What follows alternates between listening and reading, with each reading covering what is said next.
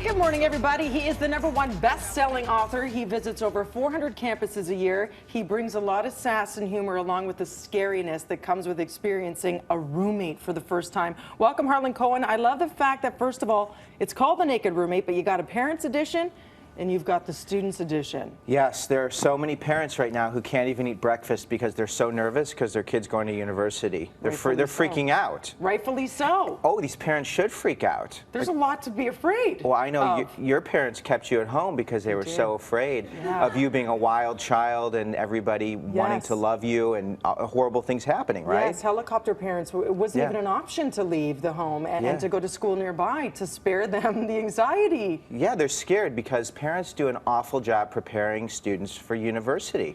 They do. And I know that might upset some parents, but the thing is, when it comes to the uncomfortable, the natural parts that are life, we are terrible. We protect our kids. We don't want them to hear it, in high school. And the Naked Roommate helps students get comfortable with the uncomfortable. The Naked Roommate for Parents Only helps parents to just chill out so they don't have to freak. And that's what I do. I help people to deal with this transition, to have a great experience. But parents know from experience, they've either lived through it themselves or have seen the nasty, evil side of all things roommate or college dorm living. That's why they're scared. They anticipate the worst for their child. They want to protect them. Totally. But you have some great tips. Parents, here's the first one for you. When saying goodbye, do not fall to the ground in hysterics and in the fetal position. What do you do instead? You turn around and you cry in the car, okay? You don't want to, because the kid's going to be like, what's wrong with you, mom and dad? You become the focus because we know you're sad and scared, but this is not, kids don't care about parents during these weeks. You are irrelevant, your feelings don't matter, so don't make them so important because your kid's just going to worry about you. They should be focused on how they're going to find their places when they get on campus. They have so much going on and so much stress and fear of the unknown that only adds to their burden. And they don't need to cry. It's not that upsetting. It's okay. You're in the cell phone. You guys can text 100 times.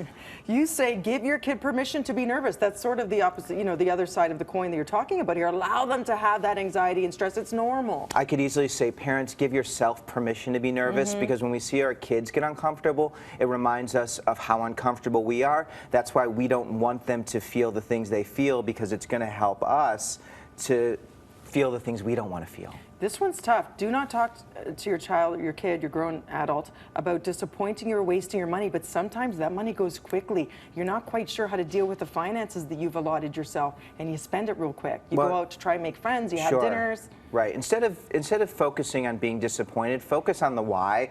Students drink and spend their money on stupid things, not because they're stupid and like vomiting in the morning because they've drunk too much. They drink because they're scared. They drink because they're uncomfortable. They drink because they don't have a lot of connections. So get to the underlying meaning. Being disappointed is, again, it's not going to matter. Your feelings, parents, aren't as important as the reason why your kids are struggling. And in the Naked Roommate and in the parent book, I really help drill down. Get to the root of the issue. That's so important. Now for you students out there, you're thinking, what about us? #1, expect the unexpected. It's going to be tough. I look at it like a roller coaster. If you're on a roller coaster and you get to a turn, you're going to be like, oh, and you're going to snap.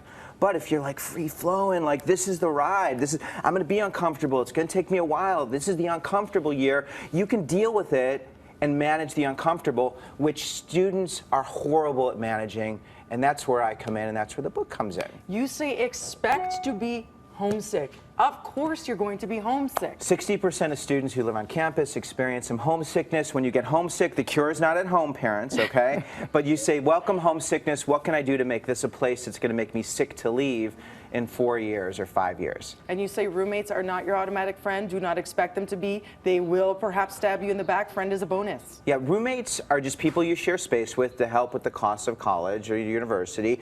And if you give your roommate permission to just be someone you share space with, you don't have these expectations. And when you don't invite me to a party with your friends, I don't have to hate you. Don't get so sensitive. Because you never were supposed to be my friend. Find your friends in other places. Find people who could be in your corner and be patient, and you will have an amazing university experience. And it's temporary. You may have someone else who you're living with the next year and the year after that. So remember, it's a finite period of your life. And I love that you talk about the fifth wall through social media. Don't stay so plugged into everything you left at home because you can't be present. Right. You could physically be in one place and emotionally be somewhere else. And for students and parents, if you're 8 weeks into this university experience and you're like, this place sucks, that's 8 weeks. You barely have had a time to even settle in. And you ask yourself, what am I doing on campus? Am I connected to friends, family through Facebook, through Twitter, through my cell phones, through Skyping?